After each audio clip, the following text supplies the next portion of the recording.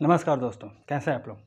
मैं हूं आपका दोस्त अमित कुमार दुबे और स्वागत करता हूं आपका आपके अपने YouTube channel what when and how में, जहां पे हम किसी भी टॉपिक को 3 पैरामीटर पे चेक करके उसका एनालिसिस करते हैं। वो पैरामीटर है हमारे सबसे पहला व्हाट, फिर व्हेन एंड तीसरा हाउ।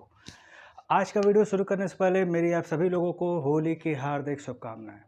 आशा करता हूं कि इस होली के मौके पे जो कोरोना नामक बीमारी फिर से उभर रही है वो ख़त्म हो गई।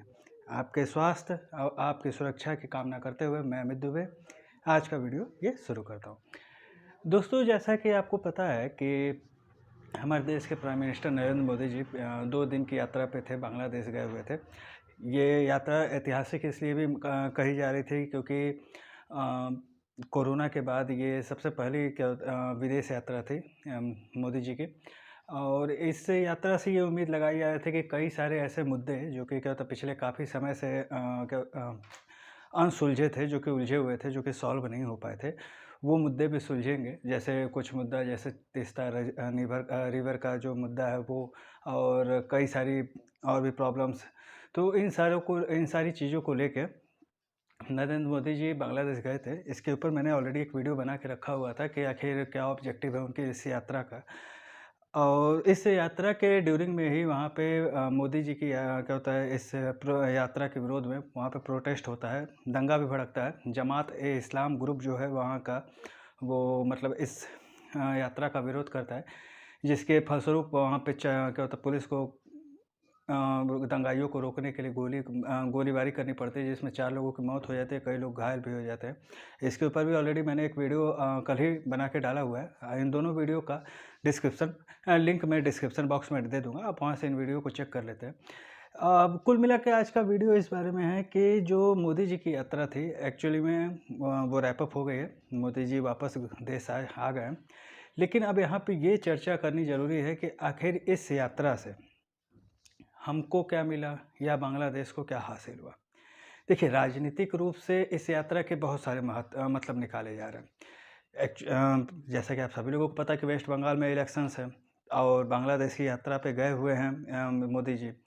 वहाँ पे उन्होंने मतुआ जाति के मंदिर में भी गए थे, जिसको एक हिंदू धर्म की जाति जो है, ये क्या होता है वेस्ट बंगाल में बहुत ही मतलब प्रभावी भूमिका अपनी रखती है किसी भी इलेक्शंस में। इनका वोट जो है बहुत वैल्यू करता है, तो एक राजनीतिक महत्व मतलब भी निकलता है। लेकिन अगर उसको क्या होता है किनारे किया जाए, तो जो मोदी जी की इस यात्रा का बहुत बड़ा मतलब ऑब्जेक्टिव ये था कि चाइना का जो प्रभाव बढ़ रहा था, उस प्रभाव को भी कम करना था, क्योंकि बांग्लादेश हमारे बहुत ही अच्छे नेबर्स में से एक है और हमारी जो नेबर फर्स्ट की नीति है, उसके तहत बांग्लादेश का नंबर सबसे पहले आता है। तो मोदी जी ने इंडिया बंगाल के बीच में जो भी एमओयू कुछ साइन हुए हैं, जो टोटल 5 एमओयू साइन हुए हैं, उनके बारे में चर्चा कर लेते हैं। जो सबसे पहला एमओयू साइन हुआ है वो डिजास्टर मैनेजमेंट रीसाइलेंस एंड मिटिगेशन के ऊपर ये क्या होता है एमओयू साइन हुआ है कि मतलब कोई भी अगर किसी तरीके की आपदा आती है तो वहाँ पे मतलब भारत सरकार या बांग्लादेश सरकार बढ़ चढ़ के एक दूसरे की मदद करेंगे। इसके अलावा बांग्ला नेशनल कैडेट कोर यानी कि बांग्लादेश का जो एनसीसी है उसका, और भारत का जो एनसीसी है इंडिया का नेशनल कैडेट कोर, इनके बीच में एमओयू हुआ है कि एक दूसरे को ट्रेन करेंगे, एक दूसरे को क्या होता है एक दूसरे को अपने एक्सपर्टीज से अवगत करवाएंगे। उसके बाद एक फ्रेमवर्क इस्टेब्लिश किया जाएगा, जो बांग्लादेश और क्या होता है इंडिया के बीच में जो भी ट्रेड हो रहा है वो ट्रेड मतलब सही तरीके से परवान नहीं चढ़ पा रहा है। कहीं उसमें क्या होता है डेफिसिट काफ़ी ज़्यादा आ रही है बांग्लादेश की ओर से। तो इसके लिए एक फ्रेमवर्क बनाया जाएगा कि इस ट्रेड का दोनों देशों को समान रूप से फ़ायदा मिले।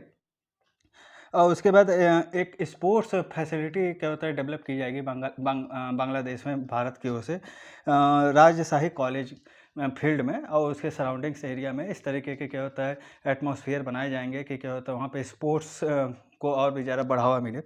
और इस अवसर पे प्रधानमंत्री मोदी जी ने 102 एम्बुलेंस भी दिया बांग्लादेश को, जिसके साथ करीबन 1.5 मिलियन कोरोना वैक्सीन की डोजेज भी थी। इसको क्या होता है उन्होंने क्या होता है बांग्लादेश को गिफ्ट किया है।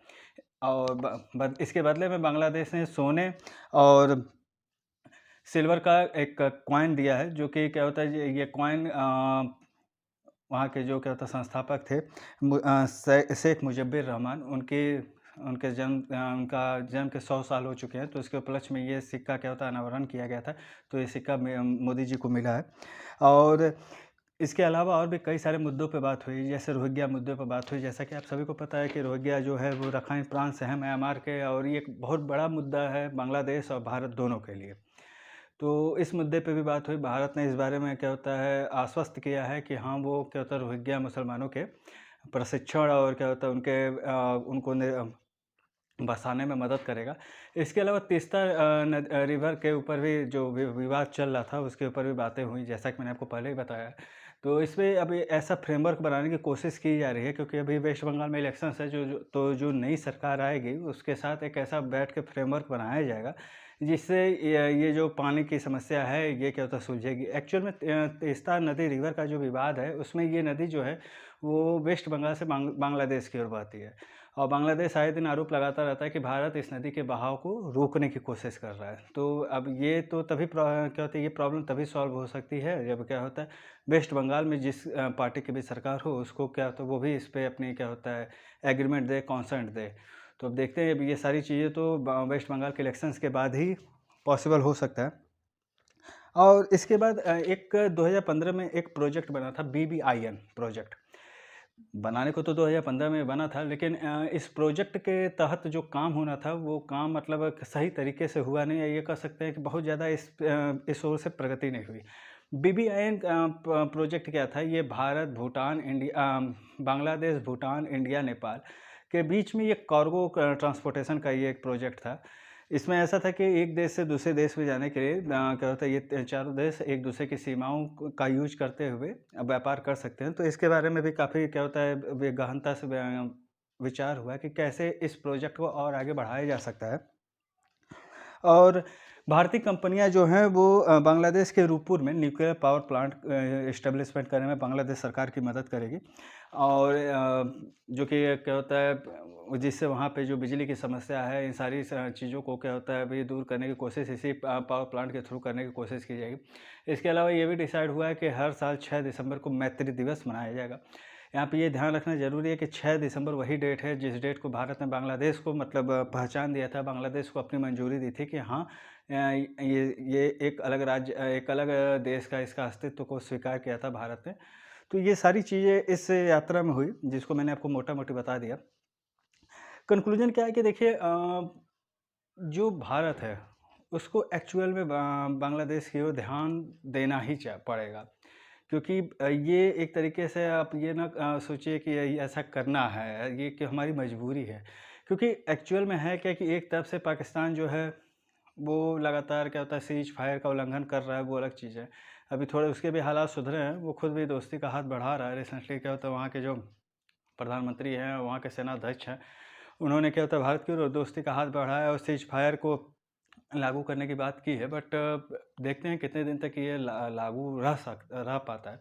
और वहीं दूसरी तरफ चाइना है, जो कि क्या होता है लगातार अपनी दादागिरी बढ़ाते चला जा रहा है। लगातार जितने भी एशिया में कंट्रीज़ हैं, उनके ऊपर अपना दबाव बढ़ाता चला जा रहा है, और प्रशांत महासागर और कई सारे महासागरों पे भी अपना अधिकार जमाने की कोशिश कर रहा है।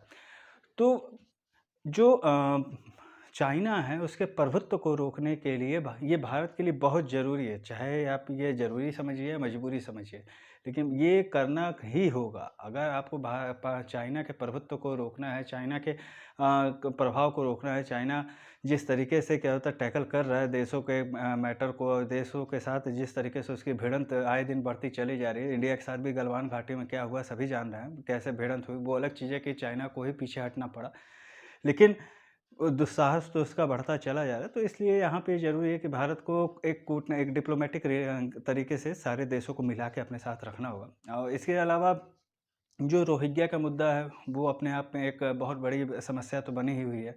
ऑलरेडी म्यांमार क्या होता है अभी इस समय हिंसा से ग्रसित है, अभी हिंसा वहाँ पे हो ही रही है, क्योंकि तख्ता पलट हो चुका है। इसके बारे में भी एक मैंने वीडियो बनाया हुआ है, आप प्लेलिस्ट में जाके उस वीडियो को देख सकते हैं।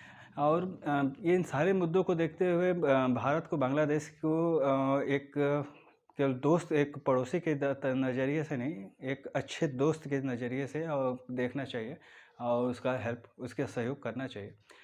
आज की वीडियो में बस इतना ही।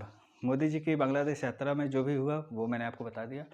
आपको क्या लगता है कि इस यात्रा से और क्या हासिल किया जा सकता था या क्या हम हासिल नहीं कर पाए? कमेंट बॉक्स में कमेंट करके ज़रूर बताइएगा। जाने से पहले मेरी आप सभी लोगों से रिक्वेस्ट है कि अगर अभी तक आपने मेरे चैनल को सब्सक्राइब नहीं किया है तो प्लीज़ मेरे चैनल को सब्सक्राइब ज़रूर कर लें, बेल आइकन ज़रूर प्रेस कर दें ताकि मेरे द्वारा बनाए हुए वीडियो की नोटिफिकेशन सबसे पहले आपको मिले। तब तक के लिए गुड बाय।